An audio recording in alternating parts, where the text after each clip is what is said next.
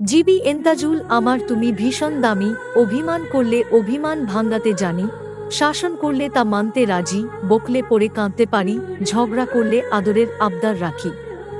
যে ধৈর্য ধরতে জানে তার কাছে একদিন সব কিছুই ফিরে আসে, হারানো সময়, সম্মান, বিশ্বাস আর ভালোবাসা। যদি তোর উপর কখনো অনেক বেশি রাগ হই, আর আমার রাগ ভাঙানোর জন্য তোর একটা সামসই যথেষ্ট। মেয়েরা কথায় কথায় রাগ করে, তাই বলে তারা সবার উপর রাগ করে না।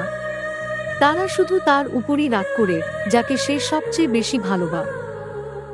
মুই এন্তাজুল রাগ করি না, কারণ আমি জানি আমার রাগের মূল্য কারো কাছে নেই। মনের রাগ পুষে রাখলে সম্পর্ক নষ্ট হয়, অভিমানে দূরত্বের সৃষ্টি হয়, কিন্তু সব ভুলে ক্ষমা করে দিলে প্রত্যেকটি সম্পর্কই স্থায়ী হয়। অনেক ভালোবাসি তোমায়, মন চাই আর ও ভালোবাসি, আর বারবার বলি আর ও বেশি ভালোবাসতে চাই তোমাকেই। রাগ করে থেকো না গো, তুমি রাগ করে থাকলে আমার কিছুই ভালো লাগে না। যতই রাগ অভিমান করো না কেন, হাজার অভিমানের পরও আমায় সমজ দিতে বাধ্য যদি সত্যি ভালোবেসে থাকো।